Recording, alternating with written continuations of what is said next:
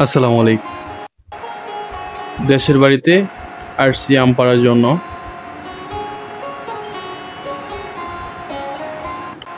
এই এভরিওয়ান আসসালামু আলাইকুম। আজকে চলে আসছি মুক্তারপুর ব্রিজে। এটা মুন্সিগঞ্জে প্রবেশ করার মুক্তারপুর ব্রিজ। মুন্সিগঞ্জে প্রবেশ করতে হলে এই ব্রিজটি পাড়ি দিতে হবে। অনেক দিন যাবৎ গ্রামের বাড়িতে যাওয়া হয় না। গাছে আম হয়েছে, কাঁঠাল হয়েছে, রক্ষণাবেক্ষণ করার মতো কেমন লোক নেই। মাঝে মাঝে যাওয়া হয়, তাই আজকে মূলত বিষয় আম পাড়ার জন্যই যাচ্ছি। মুক্তারপুর ব্রিজের পরিবেশ, আমার বাড়িতে চলে আসছি। মাশাআল্লাহ, আমাদের কাছে অনেক সুন্দর আম হয়েছে। এই আমটির জাত হলো টক মিষ্টি আম। নিজে তো উঠতে পারি না, তাই লোক নিয়ে আসছি আম পাড়ার জন্য। প্রথম এক ব্যাগ আম নামানো হয়েছে, মাশাআল্লাহ খুব সুন্দর আম হয়েছে। আমিও চেষ্টা করলাম আম পাড়ার জন্য। আমরা গ্রামে বড় হয়েছি, আলু মাথাও নিতে পারি এবং মাঠেও কাজ করতে পারি, গাছেও উঠতে পারি এবং সরকারি চাকরিও করি। যাই হোক, গ্রামের বাড়িতে আসা হয় না চাকরি করার কারণে।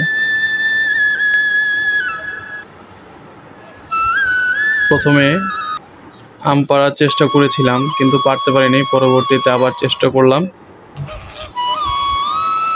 আলহামদুলিল্লাহ পরবর্তীতে পারতে পারছি। দেখাচ্ছি আপনাদের, এই যে দেখুন, মাশাআল্লাহ কি সুন্দর আম। নিজের গাছের ফল পাড়তে নিজের কাছে অনুভূতি অন্যরকম হয়। যতটুকু পারবেন আপনারা গাছপালা বপন করবেন, কারণ প্রকৃতি মানুষের বন্ধু।